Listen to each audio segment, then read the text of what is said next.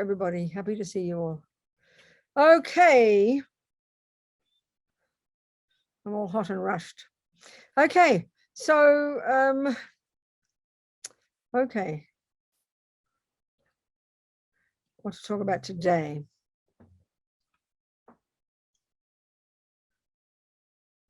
What to talk about today? Maybe somebody has some questions. Ask me a question. Any burning questions? Always good to start like that. It's Christine. Any questions? Good evening, Venerable. Absolutely. Talk to me. How do you deal with life when you reach a point where everything is just completely overwhelming? I'm trying to see where you are, sweetheart. I can't see your little hand up.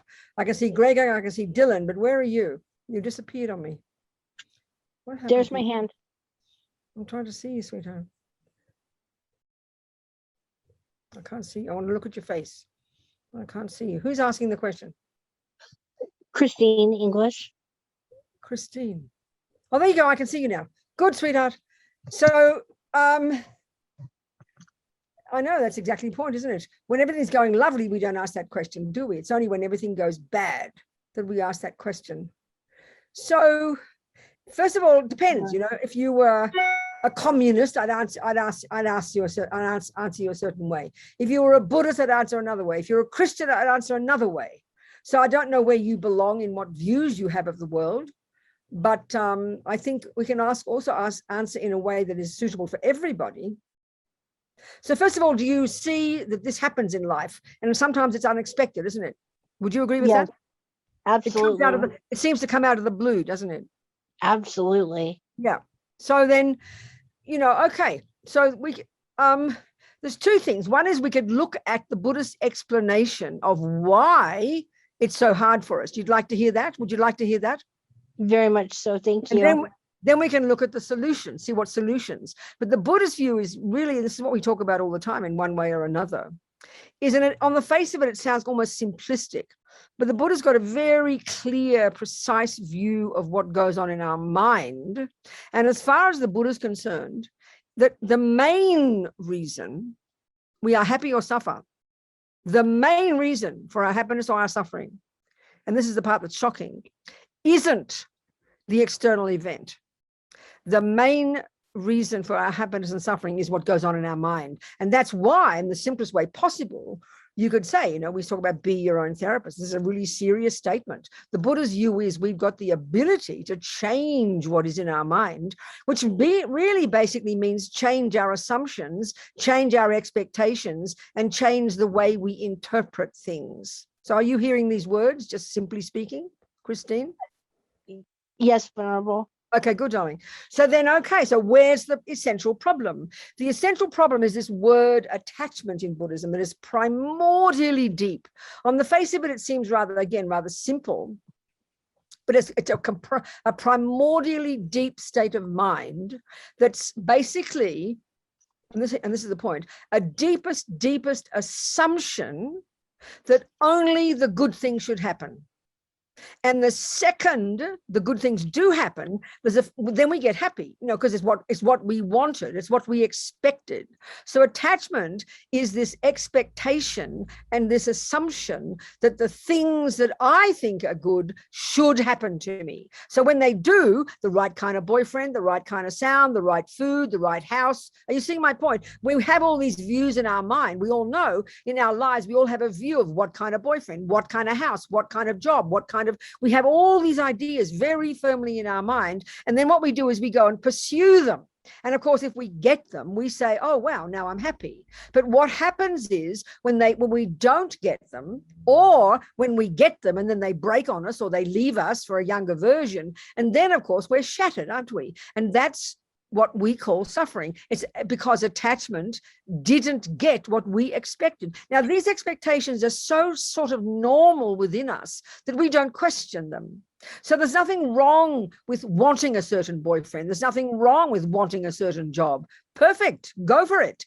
But the key point is, what do I do if I don't get it? Or what do I do? What's my attitude if I get it and then it disappears? And the first point, Christine, we all know is that everything does change. Boyfriends die, jobs change, bodies get old. So one of the first points the Buddha makes is, he says, one of our really wrong assumptions that's so instinctive, that is because we're attached to getting this and that, we then assume it should last. So even just the simplest suffering, we all know, is when things don't last, when things break, when things change, you get fired, your boyfriend leaves you. That's why that's when we get miserable. That's when the suffering occurs. So then we think, well, how do you navigate all that?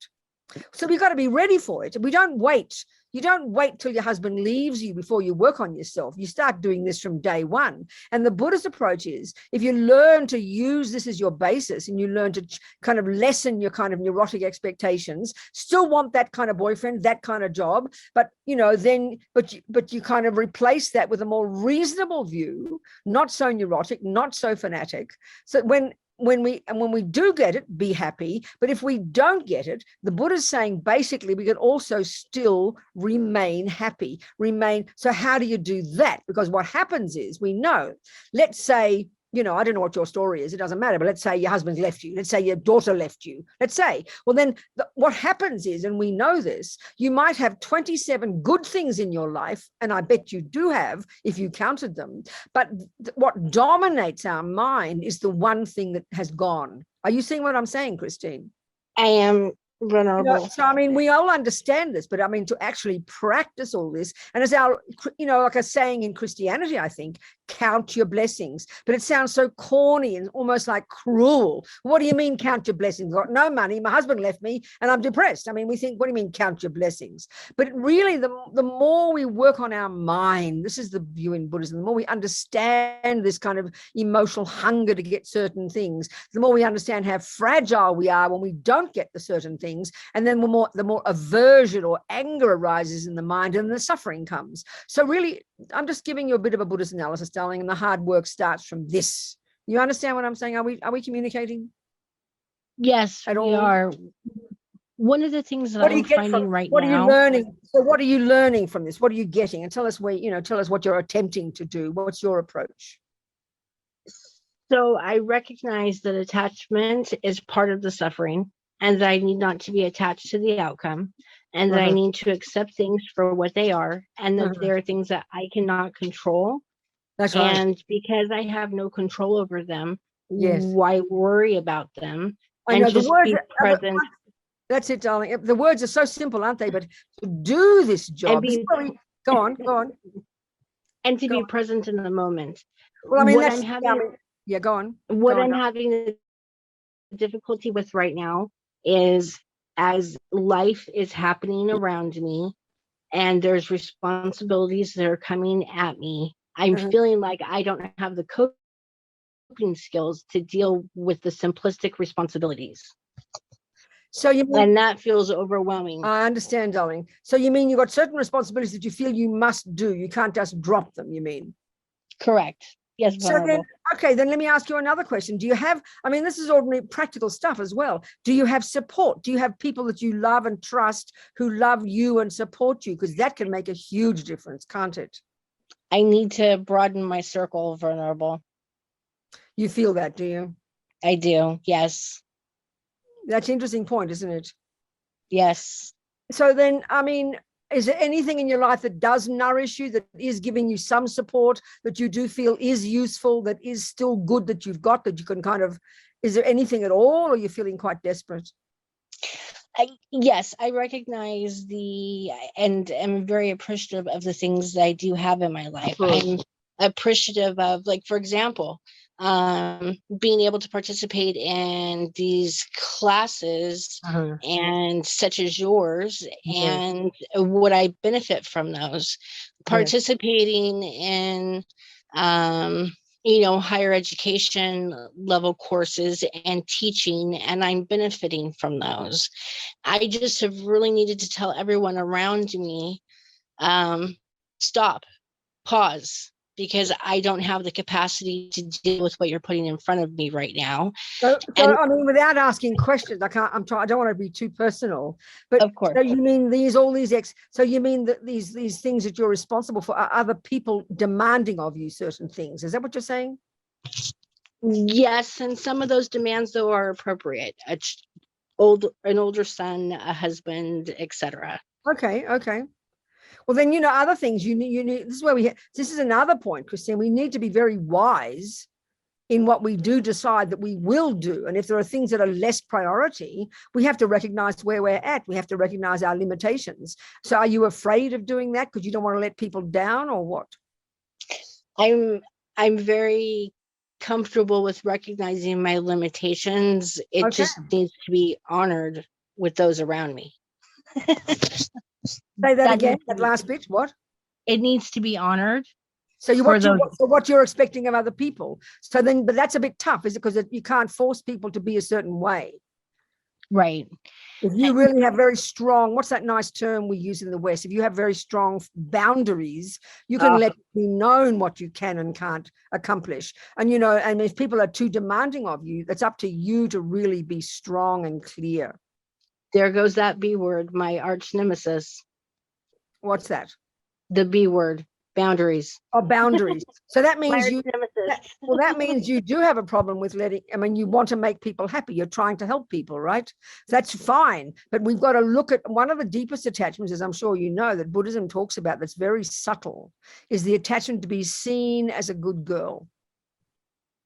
This is really stops us. This really drags us down. We've got to have the courage to know. You've got to know. It's sort of like people give you weights to carry. You've got to know what's going to break your back, baby. And you can't keep saying yes to certain weights that will break your back. So that's a lot of the burden off. When we try to feel like you're letting people down, we've got to really be clear about that one. We've really got to, we can't do more than we're capable of, darling, especially if you're having a hard time. And you've really got to find people to support you. That's really, really, really important. Thank you, Venerable. Thank you. You be brave, Christine. Thank you. Thank you, sweetheart. Yes, Greg or Dylan. Greg's on my left, so you come first, Greg. So go on. Hello.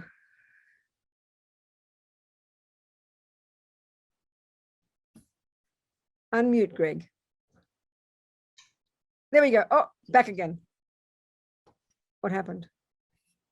Greg, you need to unmute. Can you hear me now?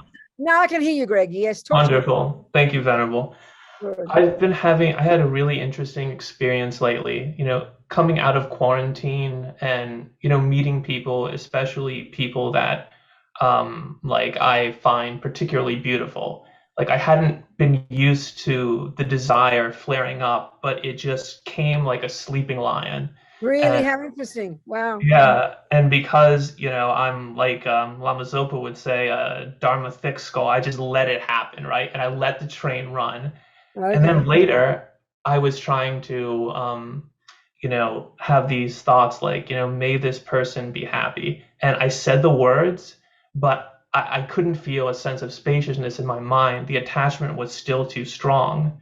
So I had to reflect on sort of the emptiness of the person, that this beauty was just something I was projecting on them. And then my mind started to open up and I could, wish the person happiness. But it just got me thinking that, when we start giving into the afflictions, it's like a freight train and you can't stop it all at once. It's so true, Greg. I know, it's so true. So the problem, I wasn't ready for it. So there's an assumption here in this discussion that this object of attachment didn't return the favor, basically. Oh, no, absolutely. She did return the favor, but it came to a point where, it starts feeling good in the beginning, but then as your mind gets more and more agitated, you realize the suffering nature of it. And so I started reading Lama Zopa's book, How to Transform Problems into Happiness, and he talks about the suffering of change and helped me, but the way he speaks is just so stark sometimes. Yes, it's right. And so intense. I was wondering if you might be able to talk a little bit about the suffering of change, maybe of course. for me Yeah, to but I mean, the point analyze. is, this is so I need to know, but I want to just be clear that this relationship is still continuing. It's not as if this person's rejected you and you're suffering. No, Oh, okay, so no, not at all. the relationship exists. Yes, yes, it Oh, does. okay then. Well then, honey child, I mean, okay, then don't have too much false expectations of yourself for giving up attachment. It's until we're highly realized, Greg, that attachment finally goes. So I would say the main emphasis is on trying to practice the virtues, trying to practice wisdom, trying to practice love and kindness, trying to practice not, not grasping so strongly, not expecting so strongly, but to be really too rigorous with yourself about giving up attachment. You'll get so confused you won't even know that you won't know what to do. So focus on the kindness, focus on love, focus on trying to put love before attachment, trying to put that kind of thing. Then, I mean, if it's a relationship that's continuing, then how marvelous. I'm happy for you. Try to be happy for it. Try to be happy with it. Try to make the most of it. And it's a huge, big, fat learning. I mean, it's amazing. It's a great, big, fat learning. But meanwhile, try to get some joy. Try to be happy about the joy. Don't be too tough on yourself, but learn from your experiences. Of course, learn. My God, learn. I mean, the suffering of attachment will only really come, we'll only notice it when it starts to get thwarted. But if the person is relating and you're having a relationship, then focus on the love, focus on the kindness, focus on the generosity, and attempt to not run completely, be driven by the attachment. Sounds to me positive. Well done. I'm happy for you. Thank you, Venerable. I don't know. Do you see what I'm saying? I mean, are we communicating? Yeah, I do exactly. It's like even though until a person's highly realized, they're always going to have this attachment, but you can it's leave. so primordial. It's so deep inside us, Greg. But the key one is to distinguish between the attachment, which is I-based and fear-based, and the love, which is altruistic and other-based. So learn to see in your mind the difference. And before you make decisions about certain things, always think, well, what's most beneficial? What's most beneficial? Should I go? Should I not go? When we're really attached to a person, we're like slaves and we'll do anything they say and anything they want. That's not always wise. So check up all the time what your motivation is. If it's so just all the time be conscious of the distinction between attachment and love. That's a major practice in your own mind before you act. Meanwhile, have a nice relationship. I rejoice for you. Thank you, Venerable. And one of the ways that I've been able to tell if a virtue or an affliction is arising in my mind is sort of the state of my mind. Like when I have more love, when I have more compassion, my mind feels spacious. But when there's fear, when there's clinging, I know that the afflictions are more dominant. That's right, Greg. That's the way to tell the difference. Absolutely. So keep moving, honey. Keep practicing. Don't have any expectations. And every day aspire to do what's most beneficial. And meanwhile, enjoy. Have fun. Enjoy. How marvelous you've got a friend. I'm so happy for you. I will. Thank you. Oh, Greg. Thanks, darling. Yes, Dylan.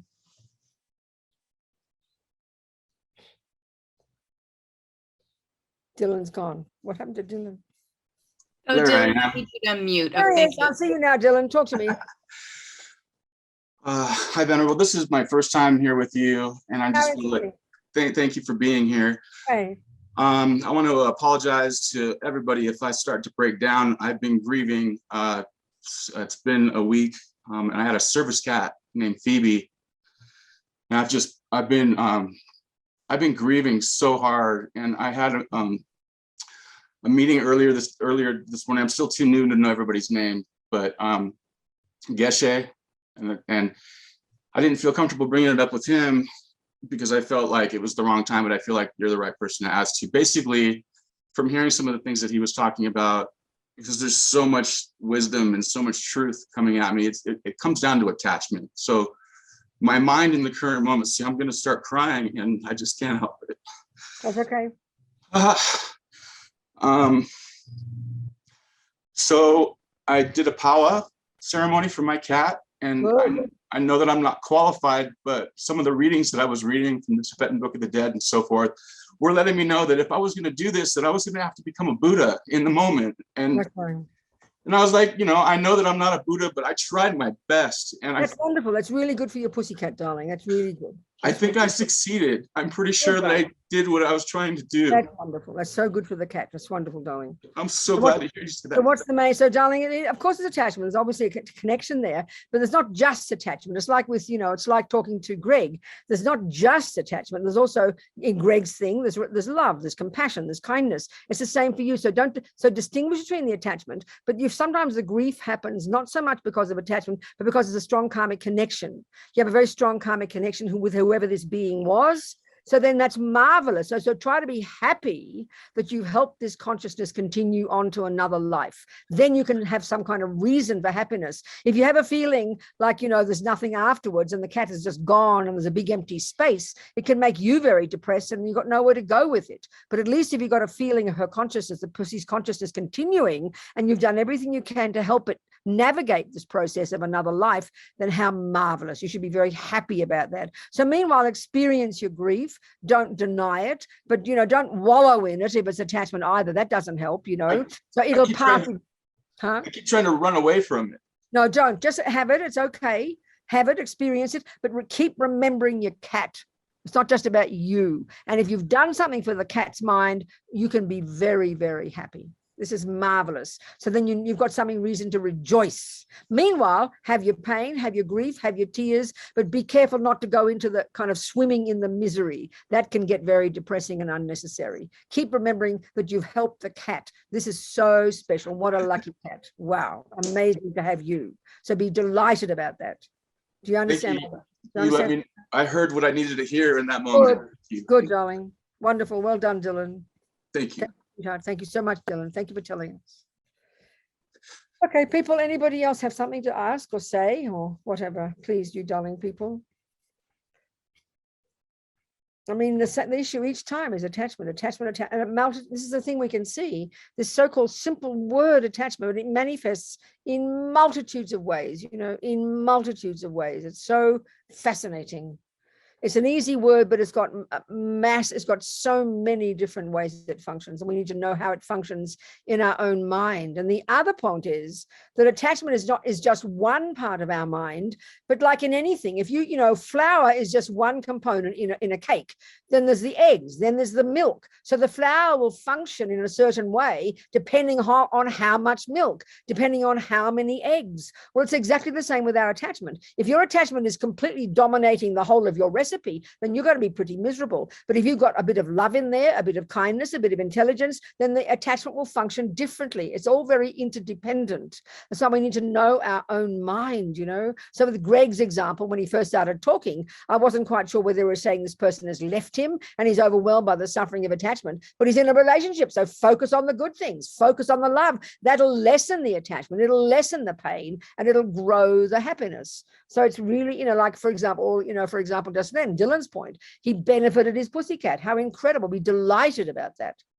So we got to know these different parts of our mind, and they all impact upon each other, I mean, being your own therapist is a profound statement, actually. And this is where the major difference, I can see your point, Vanessa, I'll come in a second, but this is where the major difference, I would suggest, between the view we have in the materialist world, our therapeutic approaches, and the one of the Buddhist one. In a sense, from the Buddhist perspective, this work we're describing, you don't need to discuss the other person at all. Whereas in our materialist models of the mind, we only can really understand ourselves in reference to the other person. But here it's so focused on knowing exactly what's happening in my mind. It's kind of profound, actually. And we can get incredible insight from this. From just knowing exactly, is it love, compassion, kindness, attachment, generosity, forgiveness? We're knowing the own parts of our own subjective cognitive process. It's very precise, and it goes to incredibly subtle degree, I tell you. As we increase our spiritual capacity, as we increase our capacity for single-pointed concentration, we can get unbelievably skillful in unpacking and unraveling this mind of ours, and that's the main job we have to do. And it keeps us focused internally, not on the other person or the event or the thing out there that we have a tendency to think that's where the problem is. This is very intense, actually. So yes, Vanessa, darling, tell us what's happening. So when you don't have much of a support system. What, sweetheart? What do you do when you don't have much of a support system? Like, when you're having a tough time, you don't really have family to talk to or turn to. No, this is an interesting topic, isn't it, Vanessa? Because I think it's a frequent one with you, isn't it? Yes. It's an interesting point, darling, because I mean, this is what my noting of this, and I remember in one of our past discussions that, there you are, a nurse involved with many people, and you're a kind person, you're intelligent, you want to help people. So it's very fascinating to look and always to note, to observe that you still feel isolated, you still feel lonely, you still feel like you're on your own, you still feel like people don't see you and honor you. Is that what you're saying? What do you think? Not always. It's just, I don't really, when I have downtime or get frustrated, I really don't have. I have family I can call, but yeah, sometimes after the conversation, I'm more distraught or because they don't listen properly. They don't. It's like I can't, expect people to, I don't know, be understanding. And I don't blame them. It's up to us to find people whom we connect with. So, what is it do you think it is that you should do? What is it that you think's missing? And what do you feel is missing, Vanessa? Well, at this point, I feel like maybe I should change my mind somehow into not relying on people so much. But why not find like-minded people? You can't do that. It doesn't work. I've been trying for so long. Yes. And I don't know if I'm trying too hard, but I try contacting my friends and they're too busy, or call back next month, or oh yeah, let's try next week, or Is it more like a partner that you're missing, or is it just? No, not necessarily. It's nice to have like even friends, or I do have neighbors I talk to, but everyone's having their issues, and I don't want to like vomit all my problems to them. I understand that, yeah. So then maybe another question, because this is how we all are, one way or another, Vanessa. This is everybody's story. So what do you think is missing for now? Forget about other people, but what do you feel is missing in you that enables you to be content to deal yourself with your own problems and solve them? That I'm not too sure. I don't know. Maybe just not. That's the discussion. There's another words, the feeling, and we all have this, and this is, it's like the label we often give it is loneliness. So there's an assumption deep in your mind, from what I'm hearing, that somehow what you are and your problems and your experiences are not worthy unless someone else knows about them. Do you think that's true? Yeah, sometimes I try to fight feeling that way. No, but do you feel it's there? Yeah. It's somehow of less value until someone else hears you. In other words, if you're saying that if you had a friend who was really empathetic and really loving and really kind and heard your problem and loved you for who you were, somehow you're suggesting you'd feel a lot better. Yeah. Yeah. Is that true? It's true to an extent, not all the time, but there's times where I do feel that way. So what do you think? How would you locate the problem? I don't know. That's what I'm having difficulty with. Just not being so needy. I know. It's easy to say the words theoretically, but what do you've heard enough. I've known you for years. You've been hearing so many teachings. What do you think? We've got to know the theory first, isn't it? It's easy to say the theory, but unless it becomes experiential for us, it's not much help, is it? Right. Yeah. So, do you, okay, this is one, and this is sometimes can sound very cruel. And it's not trying to be cruel, because there you are already, you're out there in a hospital working as a nurse. By definition, you are helping people, aren't you? Would you agree? Yes. Now, I need to ask you this question.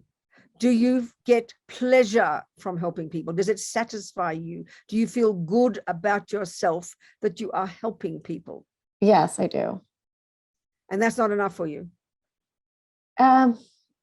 Yeah, it's good enough, but this is the point, darling. This is the analysis. I mean, I can think of one person I know who's very loving and I don't think she's got a partner. She never talks about I'm not trying to be cruel. I'm just talking, Vanessa. She never talks about not having friends. She's always thinking about who can I help? She's out there helping this group and helping that group and helping this group. And she's always very content. So what do you think would be the difference between you and her? And I'm not trying to be mean. I'm just trying to do an analysis. She doesn't think about, no, I've got no one to help me. She thinks about who can I help? But you're already doing this. And the fact that you get out there and you're working as a nurse and you chose that job recently, not when you were 15, you know? So it seems to me you're doing everything that should cause you to become very fulfilled. So it's the only answer, it has to be, if we're using the Buddha's analysis, and this is what we've talked about often enough, is that you've got this very strong sense of attachment, not satisfied with who you are and not satisfied with what you've got, always feeling that what's inside you is not valid until there's someone else to share it with you. It seems to me, but I mean, I don't know, that's an analysis. What do you think? I mean, sometimes it's so deep in us, Vanessa, we can't see it, darling. Yeah, it definitely stems from habit. It is a habit. Absolutely, everything's habit, darling. It's a deep habit. These are ancient habits. So what do you think you can do to reconfigure your, I mean, basically, in a sense, I'm not joking. You've heard about cognitive behavioral therapist or behavioral, whatever it is. Buddha's your best cognitive therapist. He's talking about changing literally the viewpoints we have. And that is the source of how to be happy. So what do you think it is in your mind? I mean, it's so deep and so subtle, these things. What view, what in your mind do you think you could try to change that might bring some different approach? What do you think yourself, darling? Well, again, think about, I'm healthy. I'm not suffering, grossly. Right. Yes. So there's things that. But you're doing, I mean, do you have good relationships with your colleagues at work? Yeah, I do. You laugh together and you're kind to each other? Yeah, it's a so stressful. Why isn't that satisfying? I'm asking, Right. It's a very literal question. Why doesn't that satisfy you? Yeah, I don't know. So it seems to me you want a partner. Isn't this how people talk about having a partner? That when you go home, you want to have someone to say, hello, darling, and tell me about your day. Is it as simple as that? Not necessarily, because I can't. What? I don't think I would want to come home to anyone. Well, there you go. So what is it you're missing? This is totally fascinating to me, Vanessa. I fascinate Hearing myself my point, too. if you've got a good job, you help people, you've got people in your life, you like each other, you're kind to each other, they're kind to you, they appreciate you. You don't want a partner, you don't want to come home to some old boring person and share a bed with them. I understand. So what in the name of good heaven? I find it totally fascinating. Yeah, I understand what you're saying, and so what in our analysis, what are we missing, Vanessa? I really don't know. It's like sometimes I'm happy being by myself and I'm complete, but then it's just fleeting when it comes back, where I'm going back to my loneliness, which is like my old. So again, let's analyze tell me what you think the word loneliness refers to. Try and describe that, Vanessa. What is it? I think wanting to have company. Okay, good. But you don't want a person in the same bed. You don't want to live with a person. So what is it then you want? So we've eliminated a partner. So what is it you want? You got a family. So we eliminate the family. So you've got colleagues at work. We eliminate the colleagues. So what is it you want? I mean, I'm not being rude. It's like a treasure hunt.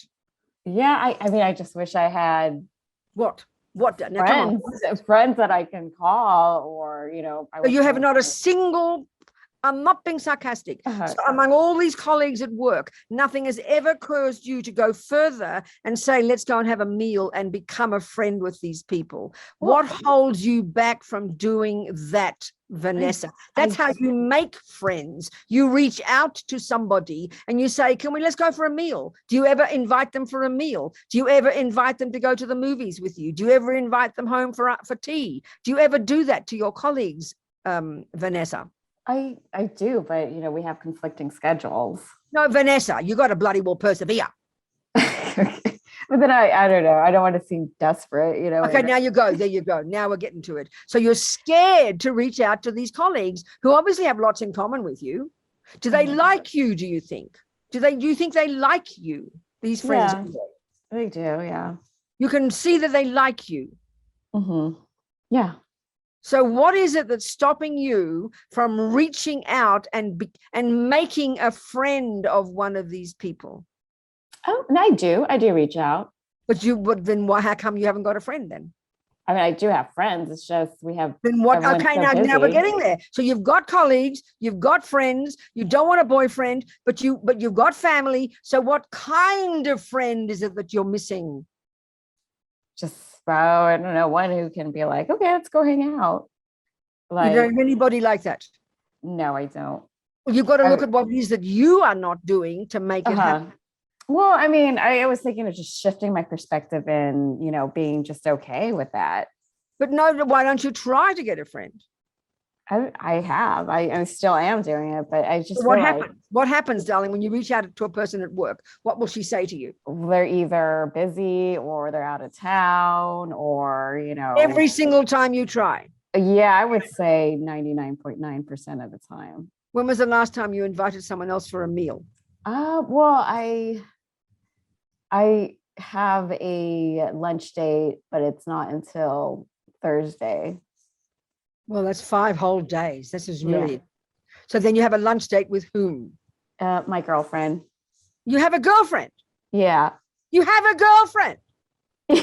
Yeah, I do. But you just said you don't have friends. I do have friends. It's just they're not readily available all the time. What do you mean readily available all the time? What do you want? That sounds like you want to Vanessa, you are fascinating. You've got a girlfriend. You use the term girlfriend. You've got colleagues. You've got people at work you like. You don't want a boyfriend or a girlfriend in the same bed. So what the name of Jesus, God in heaven, all respect of Jesus, do you want? I just If wish you I haven't had. got. I see what you're saying. I think I'm glad you do. I'm nailing you down. So then maybe your only choice is to try and like we said before, it sounds so corny. I mean, it is an old habit. This is the thing about karma too, Vanessa. We come into this life with these tendencies and it's sometimes from the past and it's just a broken record in your head. Right. So, darling, maybe you've got to make extra effort to reach out to people, extra effort to think of them, not always think of friends as a person who's going to take care of you. Maybe you have to swap the role and think, I want to take care of other people. I want to see how my girlfriend is going. I mean, you say not readily available. What the hell do you mean, Vanessa? The phone is right there. You can damn well call your girlfriend anytime you like. What stops you? I don't want to bother them. I mean, sometimes there you go. Now we're looking. You're scared, in other words, to reach out. You're scared to upset her. You're scared to think she might reject you. If she's your girlfriend, Vanessa. Right. Okay.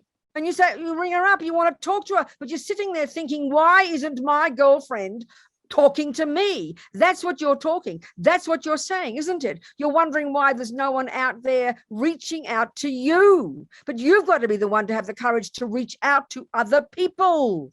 Okay. Maybe you've got to relabel your job, Vanessa. You're always talking in terms of what other people aren't. You just said it. She's not readily available. I mean, that's heavy duty. Well, how come you're not readily available for her?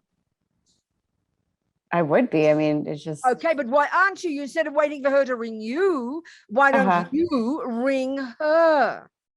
You've got to shift your focus. And that's what I'm not trying to say you're selfish. I'm not trying to say that. But this is where we hold back. We're fearful. You're worried. You don't upset her. You just said that. I mean, this low self-esteem, this fear of upsetting people, which really means the fear that they will reject you, Vanessa. Okay. So maybe you've got to change your label of yourself and decide that you are a helper. You're the one who's going to reach out to other people. You are the one who's going to think of other people, not who isn't thinking of me. It's a very profound shift to make in the mind, darling, because everything is in your life. You've got everything there. All right. Are we communicating? Yes, we are. Thank you, Vanessa. Thank you, Robina. Seriously try to change the names in your mind about you. And just, I mean, you really, so you mean you've got a lunch date on Thursday, but you mean you really wouldn't ring your girlfriend and say, how are you going today? Do you never ring anybody spontaneously? Your girlfriends, as you said? Well, I'm not too close to them to do that. So how do you get close to a person, Vanessa? I don't know. You keep on.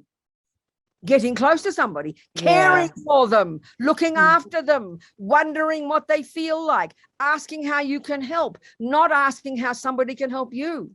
Right. Okay. You have to make it happen, Vanessa. This is the piece that you are missing, I would suggest, precious one. Yeah. But it's sometimes there's sometimes I've had relationships or friendships where it's like, I think I'm trying too hard and I scare the other person away. Well, that's because that's what yeah, I understand that, but you got to look at all that. You got to look at all that, darling. Keep moving, sweetheart. Keep moving. Okay. Keep moving. Keep moving. Thank you, Vanessa. Thank you. Thank you, darling. Who else? I mean, I think we all understand it. We're all the same, in one way or another. Who else? Greg has a question. Greg has a question. What's your question, sweetheart? And Colleen has a question too. Yes, Greg. Yeah, I wanted to talk a little bit about this sense of persistent dissatisfaction. Like and society really plays this up like there's something missing inside of us. And so we naturally reach out to fill it, whether it's within relationships, whether it's with stuff. But it seems to me that if this was something that was just like inherently existent and I have this hole in me, then I should feel this sense of being bereft all of the time. That's but right. the fact that I feel spacious some days, that's right. I don't feel that, it means there's got to be some process going on. That's it's right. not something that's set in stone. That's right. Exactly, darling. Exactly right. You're exactly right, Greg. I agree with you. The most I can figure is that when there's less attachment in my mind, I feel less that sense of bereft. That's right. That's logic. That's the point. Yes, exactly. But it's hard to see it, isn't it? Like we've been discussing with Vanessa, it's very hard to see it. But yes, you're exactly right, Greg. I agree with you. Thank you so much for that. Yes, Colleen. Yes, sweetheart. Hello. Hello. So I was wondering if you could talk a little bit about how wisdom kind of penetrates through pain. And what I'm referring to is I live in New York City, and there has just been an influx, just a really intense increase of like houseless people on the street. And it's really hard to see. And it really affects me, of course. Exactly. And so what I've been doing and what has been helping me practice is, in addition to giving, if I have money and things, is practicing Tonglen a little bit. And I think that kind of equals the playing field and allows me to kind of put myself in their position, because I was thinking about the nature of like pity, and that kind of seems like something that connotes like separateness. What was the word you said? I said pity, like, yeah, it's like separateness. I understand, Don. So this is sort of like the step-by-step approach of the Bodhisattva path.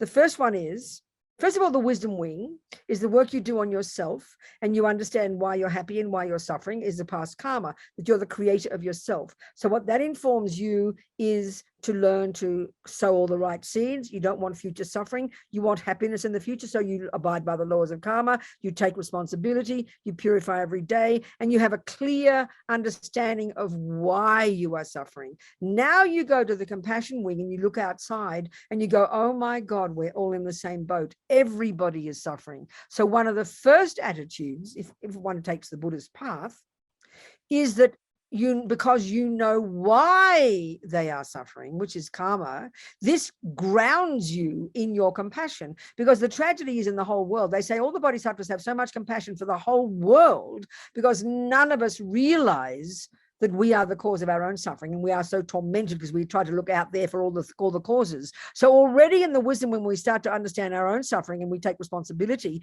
we also take responsibility for our own happiness. Then we see other people. So there's different levels of suffering, of course. So poverty, homelessness, technically the reason, and then you have compassion, and then you do what you can. So if you give $5, $20, if you can give a home to every homeless person on the planet, you do what you can. But we all know there's very little we can do. If you can go to all the countries where are the wars tomorrow and fix it, wow, amazing. But we can see that 99% of what's out there, the incredible suffering of this planet, we are not capable of doing. But we do what we can. Then, and this is the bodhicitta part, this is the brave attitude of the bodhisattvas. They then go, first of all, they say, what can I do to help? So you give your money, you do something.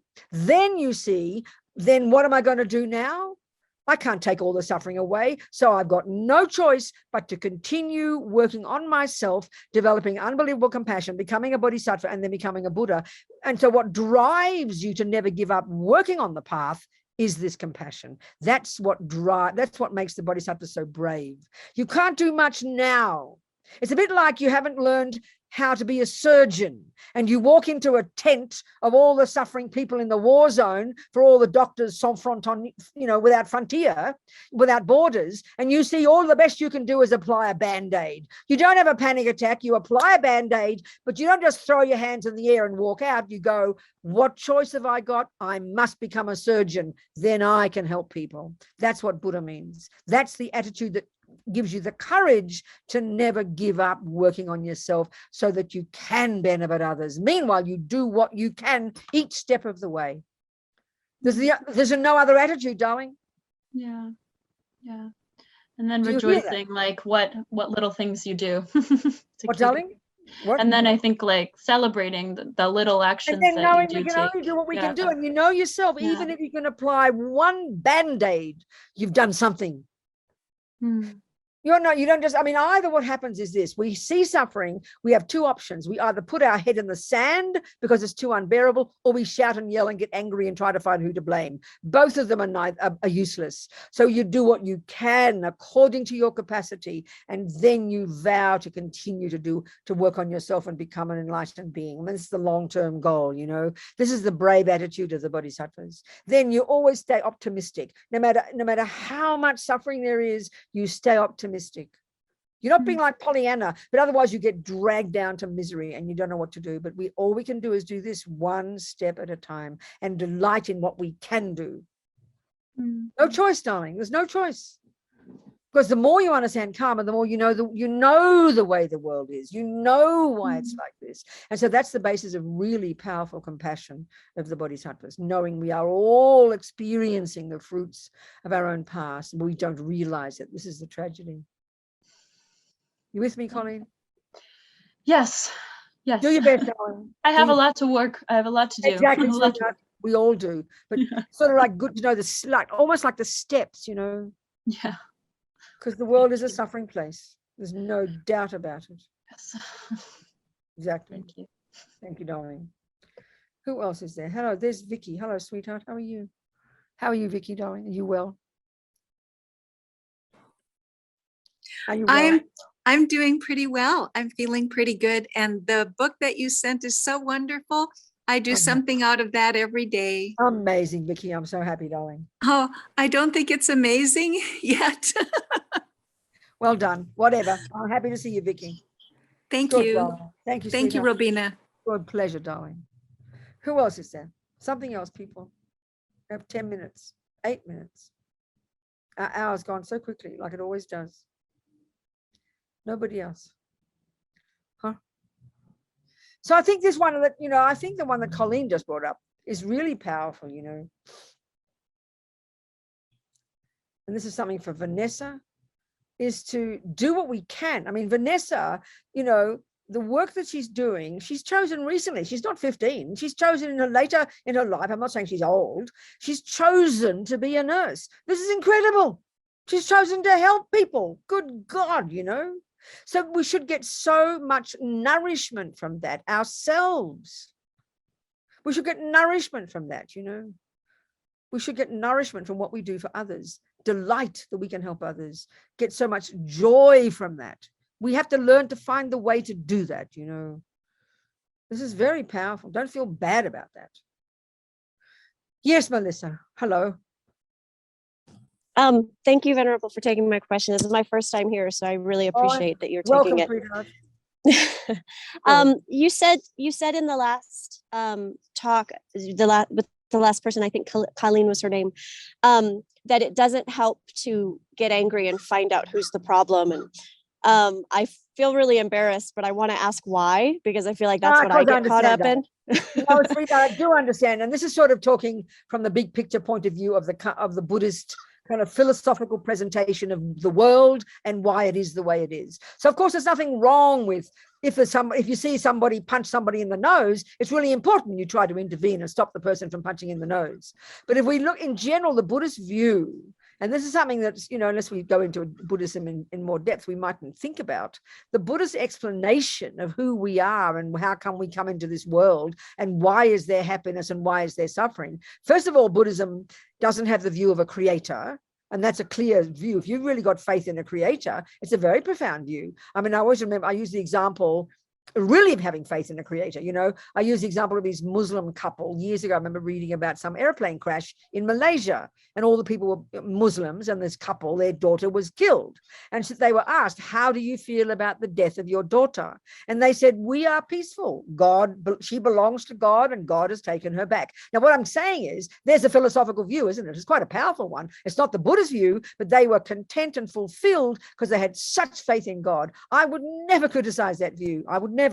It's amazing. Now, let's look at the materialist view. And this is not being sarcastic, but the philosophical materialism, the view that we have in the modern world, which is the prevailing view of the world, is that mummy and daddy made us and we're only physical, and we track ourselves back to mummy, daddy, grandma, grandpa, and monkeys. And so, of course, where we look for the problems is back to mummy and daddy, So we can see in our psychological models and our neuroscientific views, we look at the external for the main cause of why I feel this or why I do that. Now, and Buddha doesn't argue with that. Mummy and daddy obviously play a role. The boyfriend who's kind to you plays a role in your happiness. The boyfriend who's mean to you plays a role in your suffering. You can't argue with that. But the Buddha's emphasis is strongly, as you're hearing from today, on what goes on in the mind. So the extra component here, which is massive and very different, is that our mind did not come from mummy and daddy. It doesn't come from a creator. The Buddha's not saying it's the brain he's describing. He's describing this actual subjective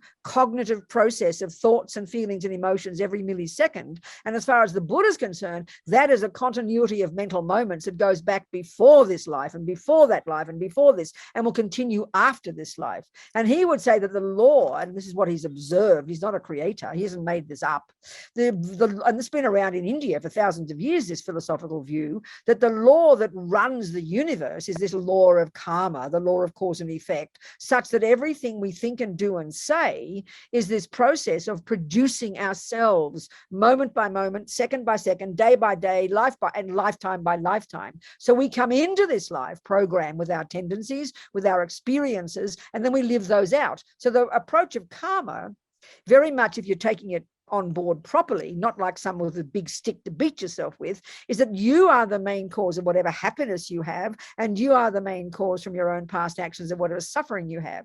And so the implication of this view is not victim, but rather accountability. Okay, I am the person I created. What can I do with it? How can I change? And then if we look at the world based on this, like I was saying to Colleen, you look at the world, and the suffering we tend to have in the world is we're always looking to who to blame. This is very profound in the way our being is. And so they say the compassion is to realize, we are the ones who can change ourselves. We have so much power.